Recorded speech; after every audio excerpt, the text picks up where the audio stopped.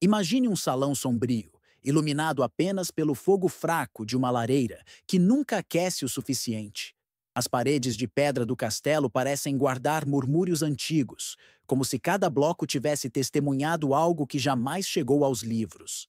Lá fora, a chuva cai pesada sobre o pátio, arrastando a lama e lembrando que no mundo feudal nada era limpo, nem a terra, nem as leis, nem as histórias que sobreviveram. Dentro do salão, o senhor feudal repousa em sua cadeira alta, mas sua ausência silenciosa revela mais do que sua presença jamais poderia. Ele era a lei, o castigo e também o segredo. Nas aldeias ao redor, falava-se das filhas que o senhor deixava espalhadas pela região, frutos de encontros forçados, de favores exigidos, de pactos silenciosos selados sob medo. Essas crianças cresciam carregando um estigma que não escolheram. Algumas eram escondidas, outras entregues ao castelo como servas.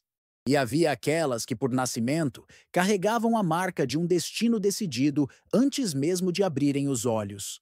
O corredor que levava aos aposentos privados do senhor era estreito, quase sufocante. Muitos evitavam passar por ali, não por superstição, mas por memória. Memória do que acontecia quando uma serva engravidava. Memória do que estava reservado aos filhos que não podiam herdar o nome, mas carregavam o sangue. Memória do que significava nascer bastarda em um mundo onde poder e brutalidade eram a mesma coisa. O que você está prestes a ouvir não sobreviveu nos anais respeitáveis da história. Sobreviveu no medo das aldeias, nos sussurros das cozinhas, na dor silenciosa de mulheres que jamais foram mencionadas. E é nesse silêncio que a verdade repousa. Para compreender o peso dessas histórias, é preciso reconhecer algo que atravessa gerações: a dor de quem nunca teve escolha. Muitos que assistem a este vídeo conhecem esse tipo de ferida. A ferida de carregar um nome que não pediu, um silêncio que não entende, um peso que não deveria ser seu. Não é necessário ter vivido na Idade Média para sentir o impacto de injustiças herdadas, de responsabilidades impostas, de destinos que foram decididos por outros. As filhas bastardas dos senhores feudais viviam nesse território invisível entre o pertencimento e a rejeição. Não eram reconhecidas pelo pai, mas também não eram completamente aceitas pelos aldeões. Eram lembradas da própria origem por olhares, gestos e sussurros. Cresciam numa sombra que não criaram, mas que determinava tudo: onde podiam pisar, com quem podiam falar, quem podiam ser. Essa mesma experiência ressoa hoje em pessoas que enfrentaram abandono, rejeição familiar ou desigualdade desde cedo. A dor dessas jovens era silenciosa, porque ninguém lhes ensinou que tinham direito à voz. A mãe sofria a vergonha, a filha sofria o destino, e o senhor feudal seguia vivendo como se aquilo fizesse parte da ordem natural do mundo. É aqui que história e psicologia se encontram, quando percebemos que sistemas construídos sobre medo e submissão produzem traumas que se espalham por décadas, às vezes por séculos. O sofrimento humano, quando ignorado, transforma-se em herança. E as filhas bastardas carregavam essa herança não apenas no sangue, mas na alma, moldadas por um mundo que as via como consequência, não como pessoas. No sistema feudal, o senhor do castelo concentrava em si todos os poderes possíveis: político, militar, econômico e moral. Era juiz, legislador e, muitas vezes, predador. O que ele desejava tornava-se costume. O que praticava virava tradição.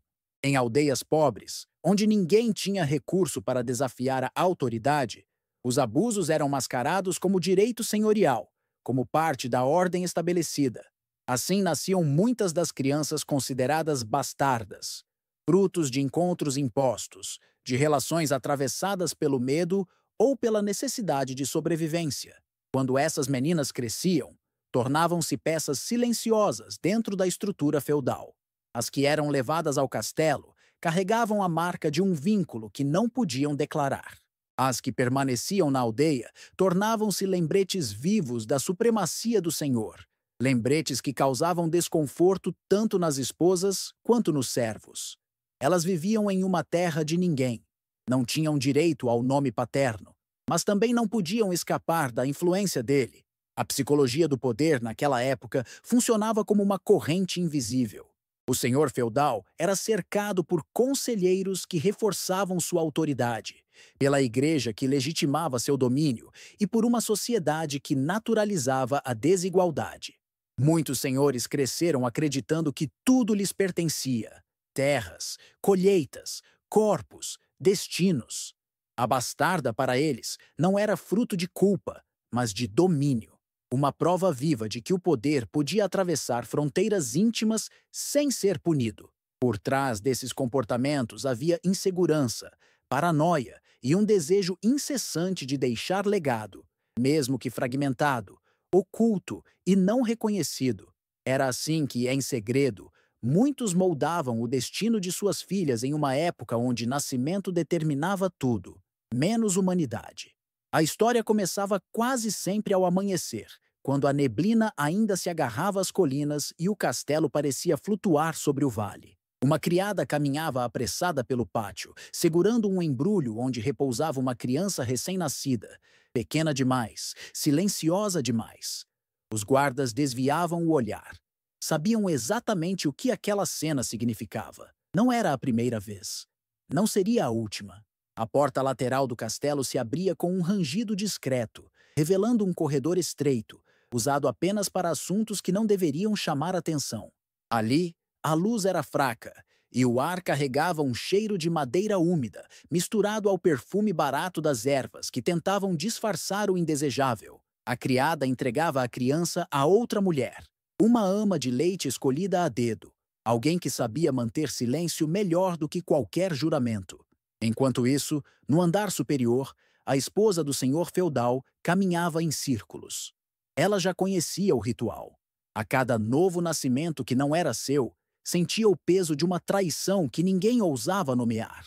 O castelo era grande, mas o silêncio dentro dele era maior. E nas aldeias ao redor, mães tentavam esconder suas filhas bastardas para evitar que fossem convocadas ao castelo quando crescessem. Destino que algumas temiam mais do que a própria fome. Quando a criança se tornava jovem, o caminho dividido era sempre o mesmo. Servidão silenciosa dentro das muralhas, onde suas origens eram mencionadas apenas em sussurros. Ou abandono velado na aldeia, onde sua presença lembrava o poder de quem nunca seria seu pai. Numa dessas manhãs, uma jovem bastarda caminhou pela primeira vez até o salão principal, segurando uma bandeja. O senhor feudal a observou com um olhar frio, avaliador. Ela percebeu naquele instante que sua vida inteira fora escrita muito antes de ela aprender a caminhar. Era assim que o destino começava. O castelo operava como uma engrenagem perfeita, silenciosa, lenta e cruel. As filhas bastardas, ao crescerem dentro de suas muralhas, eram moldadas por um sistema que não precisava levantar a mão para destruir identidades.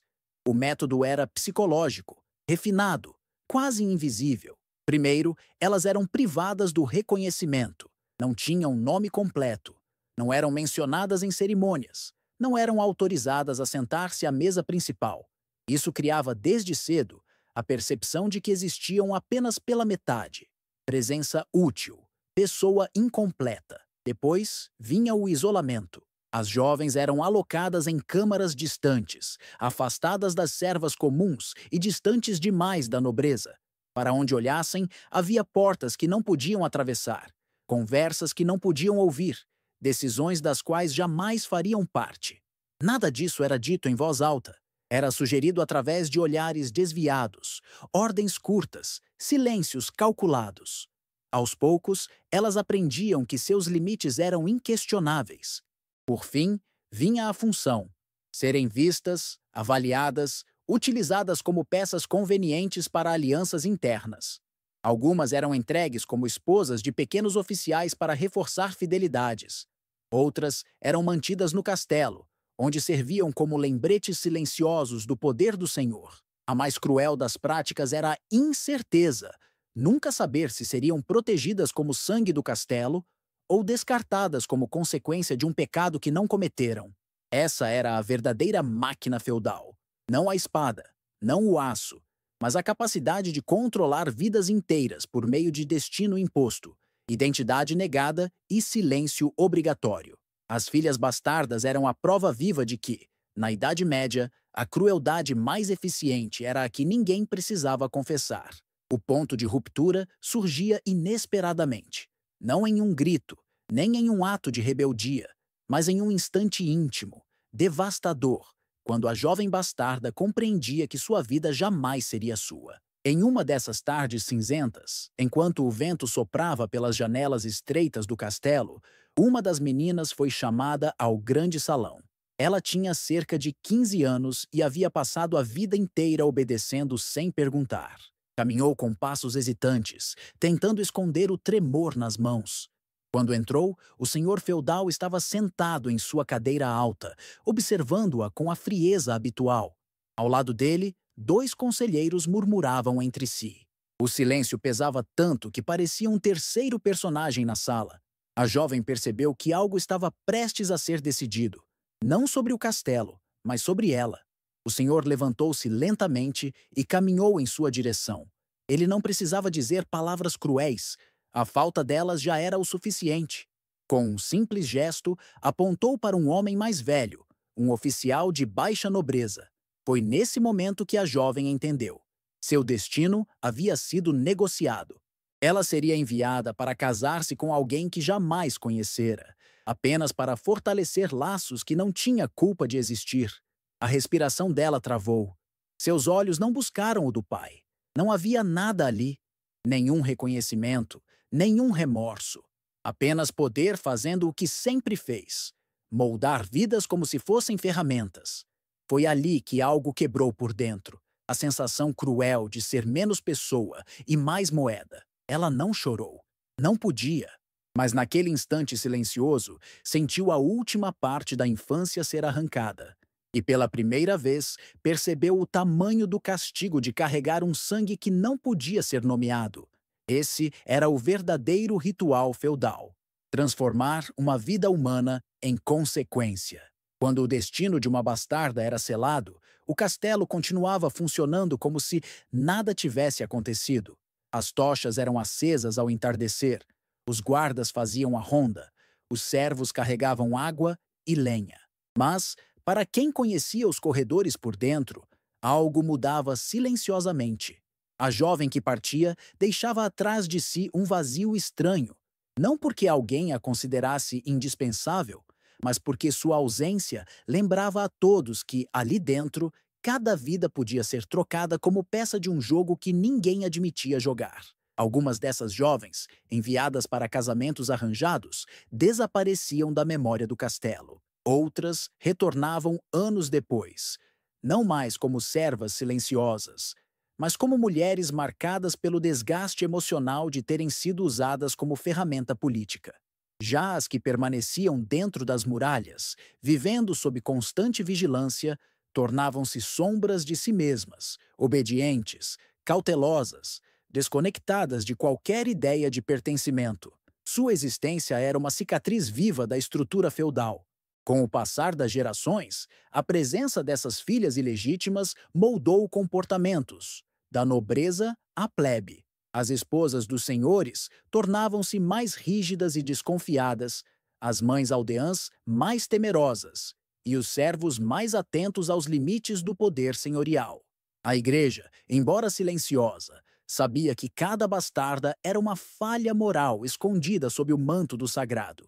E a corte inteira, ainda que jamais comentasse em voz alta, era mantida coesa por esse medo difuso, o medo de se tornar a próxima peça sacrificada. Historiadores raramente mencionam essas vidas, mas seus ecos ainda respiram nas histórias orais, nas lendas locais e na desconfiança profunda que atravessou séculos. Porque o feudalismo terminou, mas a marca de viver à mercê de um poder absoluto permanece viva sempre que alguém se lembra daquelas que nasceram do abuso e carregaram esse destino sozinhas. No fim, quando revisitamos as práticas dos senhores feudais e o destino silencioso de suas filhas bastardas, percebemos que o castelo nunca foi apenas uma construção de pedra. Ele era, e continua sendo, um símbolo daquilo que o poder absoluto pode fazer quando ninguém está olhando. Por trás das tapeçarias luxuosas e dos salões iluminados, escondiam-se histórias de vidas moldadas pelo medo, pela ausência de escolha e por um silêncio que atravessou gerações como um sussurro que nunca se desfaz. Essas jovens não deixaram cartas, não tiveram voz nos registros oficiais e, em muitos casos, sequer receberam nomes dignos de memória. Mas carregaram no corpo e na alma o peso de um sistema que via nelas mais utilidade do que humanidade. Seus destinos não foram moldados por erros próprios, mas por decisões tomadas em salas escuras, por homens que confundiam autoridade com direito e poder com posse. E ainda assim, essas vidas apagadas moldaram a sociedade de formas que os historiadores raramente admitem. Foram elas que revelaram as rachaduras do sistema, os abusos que sustentavam a ordem e a fragilidade da autoridade que se dizia absoluta. Resta, então, uma última pergunta, aquela que não busca resposta imediata, mas reflexão profunda. Quantas histórias ainda permanecem enterradas sob as estruturas de poder que insistimos em chamar de tradição? O feudalismo acabou, mas o eco dessas vidas ainda respira na desconfiança humana, no medo herdado e na memória daqueles que sabem que a injustiça tem muitas formas, e nem todas deixam marcas visíveis.